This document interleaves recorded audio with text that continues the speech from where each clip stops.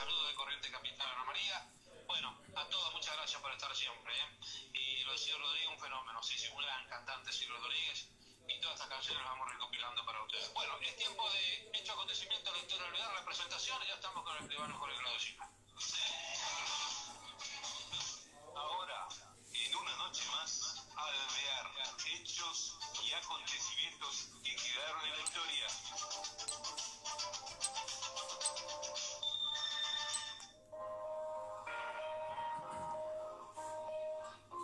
Bueno, saludamos al escribano Jorge Claudio Silva, escribano, abogado, historiador, aquí en Hechos Acontecimientos de la Historia Olvidar en su columna Pistol de los Jueves. Escribano, ¿cómo le va? Qué gusto saludarlo, buenas noches, bienvenido. Bueno, buenas noches a toda la audiencia, a todo el equipo, y que también un hermoso programa el de ayer con motivo del aniversario de nuestro querido pueblo de Alvear. Así que estamos con mucho entusiasmo porque la radio va progresando, porque nuestro programa está progresando, y hoy queremos dar una recordación a un hombre que tuvo una activa participación en la vida de Alvear. Me refiero al señor Manuel Alcides Silva, más conocido como Maneco Silva. Maneco Silva había nacido el 2 de diciembre del año 1924.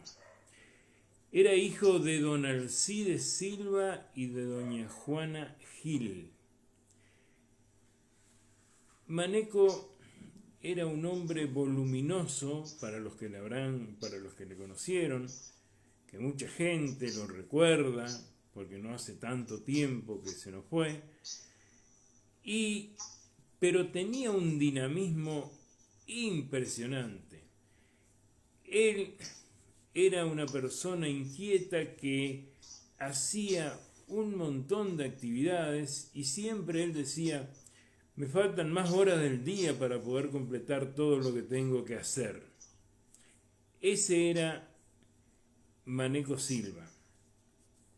Él comenzó a trabajar en Casa Martí. Era encargado de la sección pormenor de Casa Martí. Y era un delegado trabajador que una de las facetas, nosotros tenemos un montón de facetas que recordar de Maneco. Él estaba en el asunto deportivo, él estaba en el asunto social, él estaba también en el asunto de la música correntina y estaba en la política. Maneco era delegado del trabajo en la primera etapa del gobierno de Juan Perón. O sea que podemos establecer como una primera etapa en esa actividad, que fue durante el gobierno, como dije anteriormente, de Perón hasta el año 1955.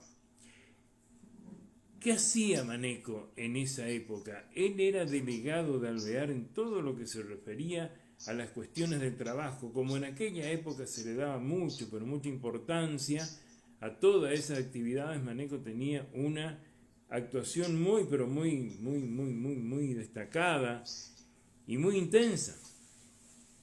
Es así como él iba acompañando y un poco responsable, junto con Cancho Lápiz, me acuerdo, a los campeonatos Evita, que se hacían primero por eliminación y luego la final de la provincia de Corrientes se jugaba en Corrientes Capital, con los equipos de infantiles y de juveniles. Mucha gente que todavía está acá con nosotros, que jugaron en esos equipos. Por ejemplo, de uno de los que me acuerdo en este momento es de Carlitos Belmont, que estuvo en los campeonatos de Vita jugando.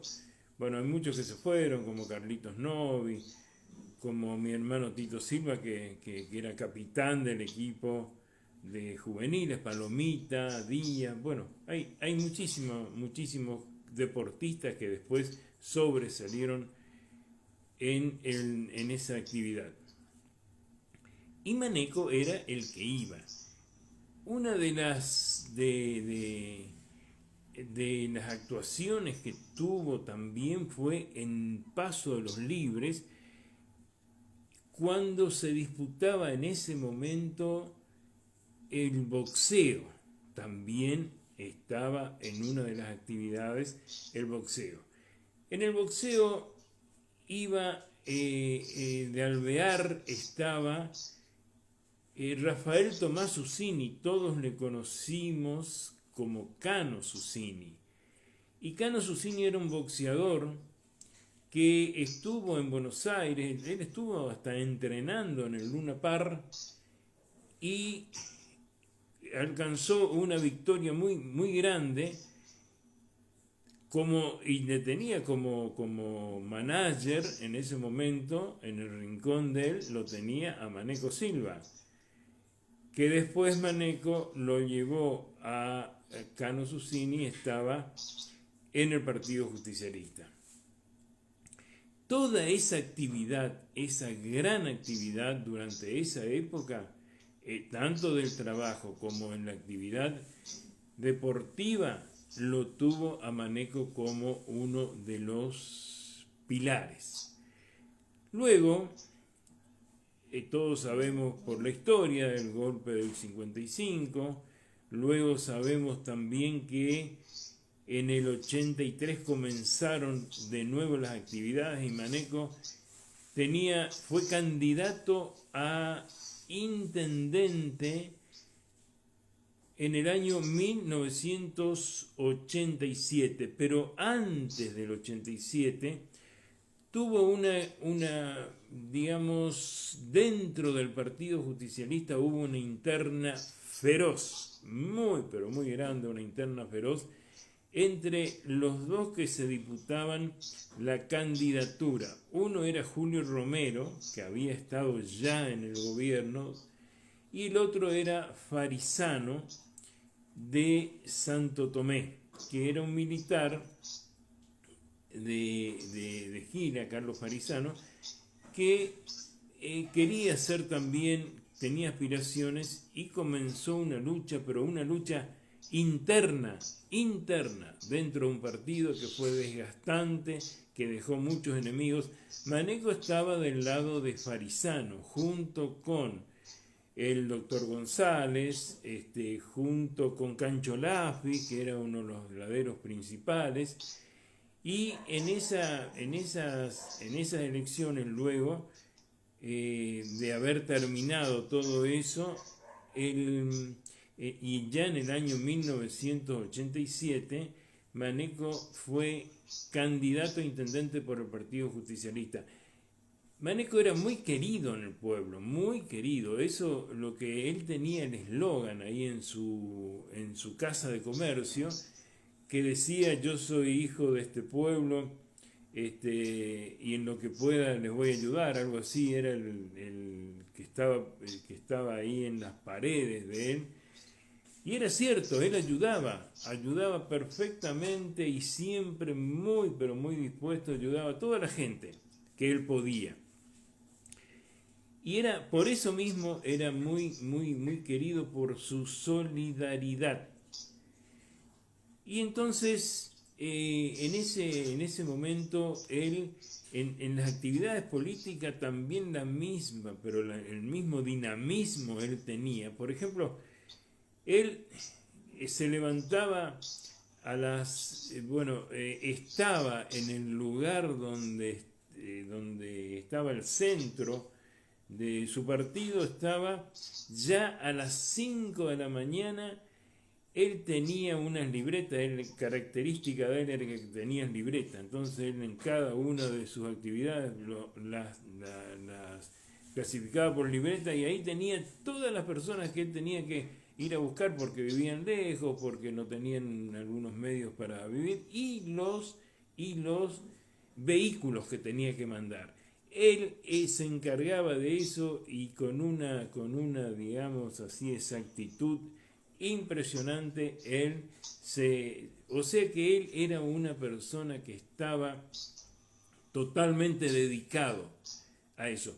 Iba a los congresos partidarios que se hacían, por lo tanto era muy, pero muy conocido en toda la provincia de Corrientes. En toda la provincia de Corrientes él estaba en todos los congresos como máxima autoridad de Alvear en esos congresos.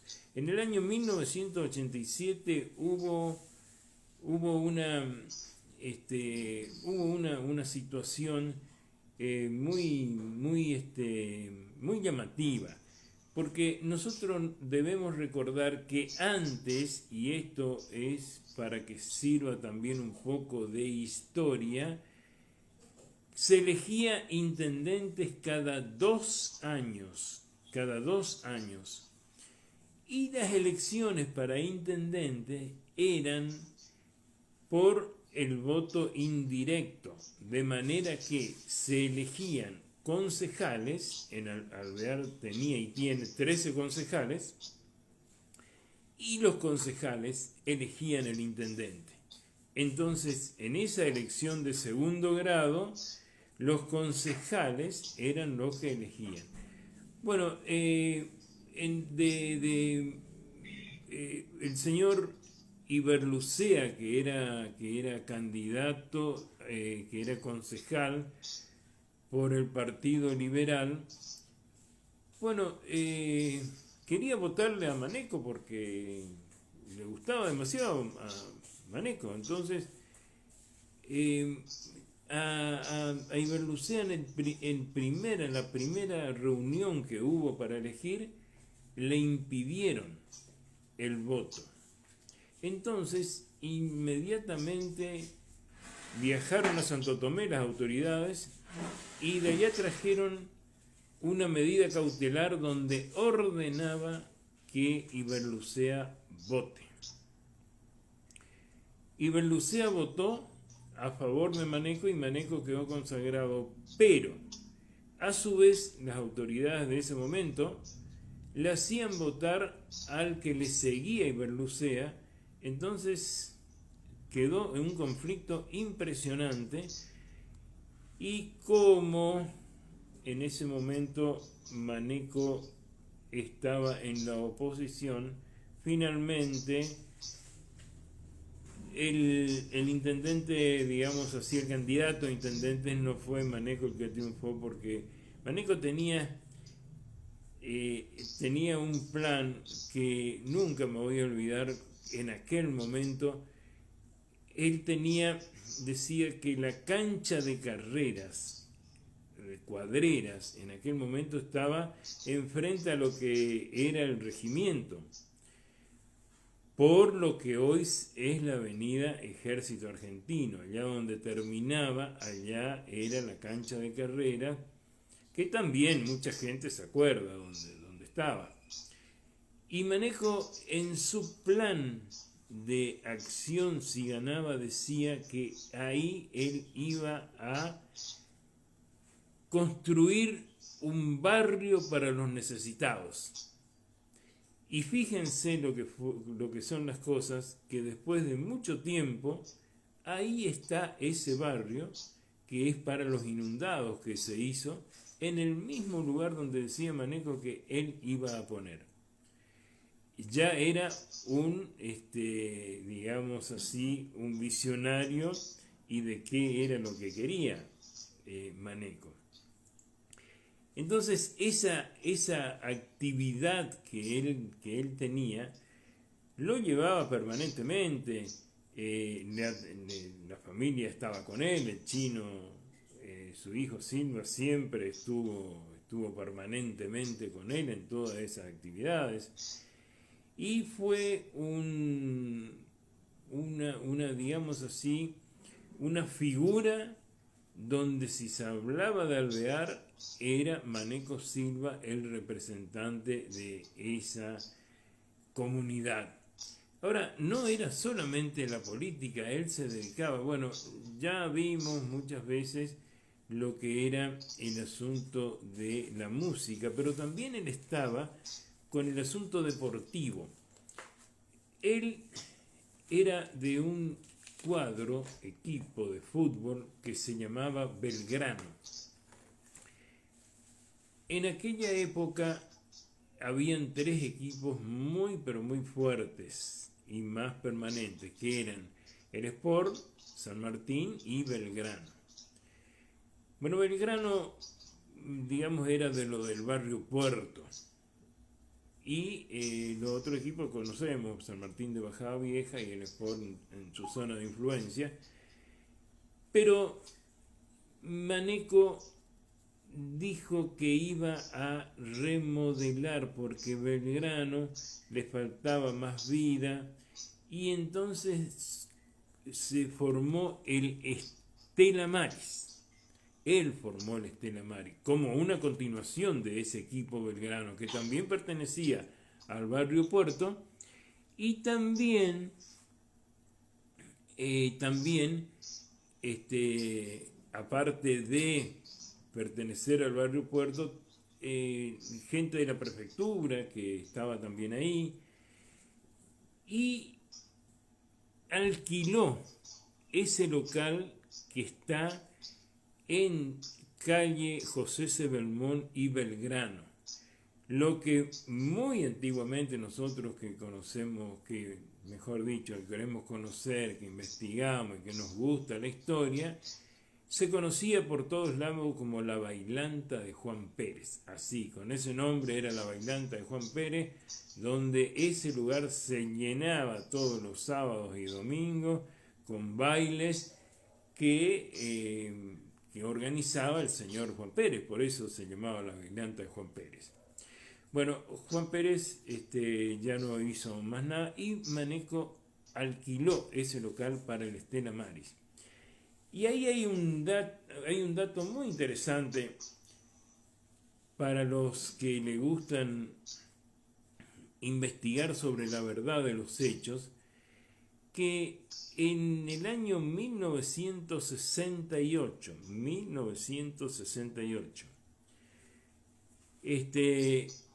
le agradecemos a todos los que nos están comentando, que les gusta nuestro programa, le agradecemos mucho porque realmente nos gusta contar todas estas cosas de nuestro pueblo, porque es una historia de nuestro pueblo, porque Maneco es un pedazo de historia de nuestro pueblo. Entonces, en Carnaval de 1968, Maneco armó una comparsa. La reina de esa comparsa era la hoy señora Olga Lafis. ¿Y qué hacía Maneco? ¿Por qué él armó esa comparsa? Él organizaba, él corría con la financiación de los, digamos así, de los vestidos, de las ropas, de todo lo que necesitaba la comparsa, ponía sus vehículos para esa comparsa. No se llamaba Pilmaiquén esa comparsa, pero fue lo que al año siguiente derivó en lo que hoy es la comparsa Pilmaiquén. Entonces Maneco tuvo mucho que ver en la creación de eso, porque se presentó en ese lugar, en el Stella Maris. Al año siguiente también se presentó en el Stella Maris, en ese lugar que estamos hablando de José C. Belmont y Belgrano. Se presentaban y en ese lugar se realizaban los bailes de carnaval de ese año, porque el carnaval tuvo muchas alternativas, por ahí andaba muy bien y por ahí decaía un poco el carnaval de acuerdo a muchos factores, por supuesto, ¿no? Pero entonces esa comparsa que sería el presidente del presidente de Estela Maris, que era Maneco, tuvo muchísimo que ver. Nos dicen los que estuvieron en esa época que hasta el traje de la reina del año siguiente, que fue, Marta Panuncio, fue un obsequio de Maneco. O sea que Maneco estaba permanentemente con esa actividad. Entonces eso es algo que también la historia de la Pilmaiquén está un poco, digamos así, por contarse todavía. Hay algunas contradicciones entre algunos actores, de los mismos actores de esa época, que seguramente que ya se van a aclarar bien. Pero los principios fueron esos. Maneco también en ese momento había comprado un campo, andaba muy bien porque era una persona que se dedicaba de lleno a su trabajo y económicamente andaba muy bien. Entonces, se compra un campo y se dedica también a las actividades agropecuarias. Y también se compra una casa en Corrientes. Yo me acuerdo que una vez fuimos con Maneco a Corrientes, en el mismo día fuimos y vinimos porque él había que seguir el tren a Maneco y paramos en la casa de él. Y tal es así que me acuerdo también que en ese momento jugaba un partido decisivo en el Campeonato Mundial del año 1978 entre Argentina y Perú. Y entonces fuimos a la casa de mi madre que vivía en Posadas y fuimos a la casa de ella y ahí miramos todo el partido. Y en aquel tiempo ustedes se imaginan que no había teléfono, no había celulares, no había nada de eso. Llegamos nomás a la casa de mi madre, fuimos, por supuesto, ella estaba, miramos todo el partido con una muy buena televisión que había en Posadas en ese momento. Acá recién se estaba, digamos, con ese campeonato mundial la televisión empezó a funcionar muy bien. Y bueno, Maneco gritaba los goles, Argentina ganó 6-0, ¿no? Claro, tenía que haber ganado 4-0 para clasificarse y ganó 6-0. Bueno, de ahí habíamos salido muy temprano a la madrugada para ir hasta Corrientes, los caminos no eran lo que es hoy. Y tuvimos de vuelta, y como a las 24 horas tuvimos de vuelta. Pero lo que les quiero decir es el dinamismo que tenía Maneco para todas las cosas. Todo era un hombre muy, pero muy dinámico. Entonces, nosotros habíamos parado en la casa que él tenía por calle 9 de Julio. Y si no me equivoco estaba ahí por Jujuy y Paraguay, más o menos por esa zona estaba. Pero Maneco continuó, después no le gustó más, el campo se fue a Yurucuá, compró allá, le gustó más allá. Y después siguió, pero ya la actividad no era tanto. Y también entró mucho en la música. Bueno, todos conocen lo que fue la música para Maneco. Él fue el que formó el conjunto. Él fue el que llevaba en las primeras épocas a Santo Tomé a las delegaciones. En Santo Tomé en aquel momento se hacía el Festival Provincial del Folclore, así se llamaba, de la provincia, y cada pueblo de Corrientes llevaba su delegación, que duraba 9 noches, lo mismo que en Cojín, 9 noches, y Maneco era el que ensayaba todas las delegaciones, el que formaba el conjunto que iba con la música, el que elegía los cuerpos de baile. Él recitaba muy bien, hacía sus glosas y animaba, fundamentalmente animaba todo eso. Y tenía también muy conocido por la parte folclórica. Él no tenía ningún problema si había que le invitaban a posadas, él iba, le llevaba su conjunto, los traía. Si había que ir a Curuzucuatiá, que muchas veces fue, él fue a muchos, pero muchos lados, porque tenía esa predisposición innata.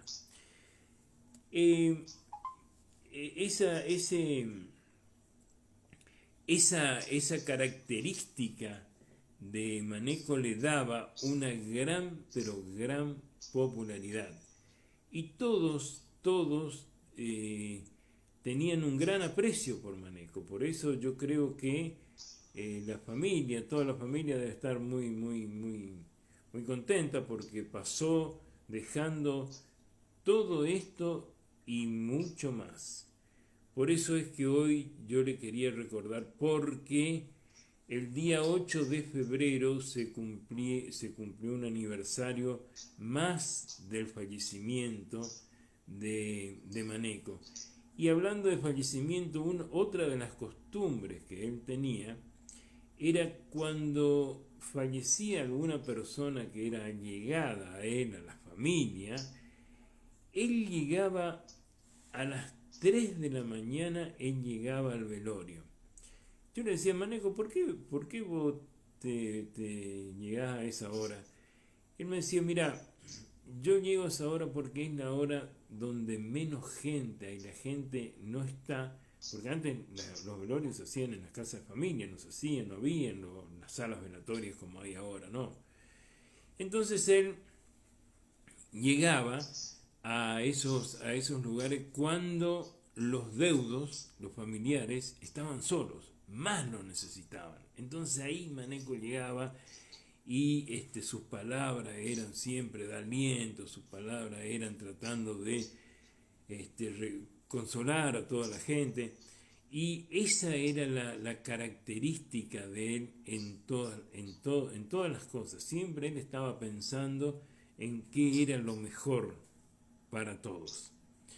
Así que por eso, y por que no dijimos ni una pequeña parte de lo que era Maneco, es que hoy lo estamos recordando por este segmento que tenemos en Una Noche Más, en Radio Alternativa, donde evocamos precisamente los momentos históricos de nuestro pueblo, que ayer cumplió un año más de vida, 158 años de vida, y que también el programa Una Noche Más tuvo, digamos, una excepcional programación, acompañado por mucha gente.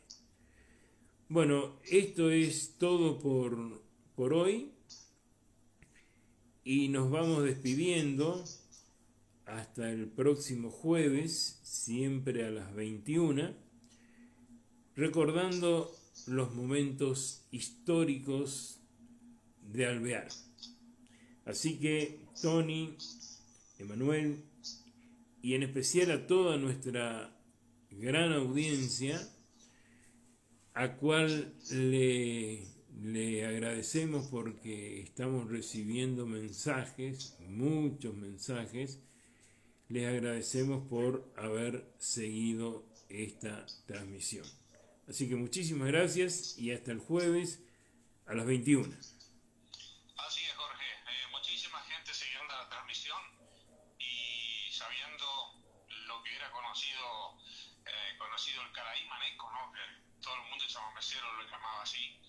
Y estamos tratando nosotros aquí, a ver, para cerrar este espacio, poner un chamamé Caraí Maneco, justamente de Isaac Oidgol, y a ver si lo podemos poner al aire enseguida para hacer un cierre especial con un recitado de Maneco Silva.